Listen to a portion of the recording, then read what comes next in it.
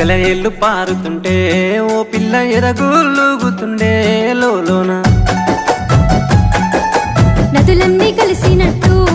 పిల్లగా నవ్వెంత బాగున్నది నీలోన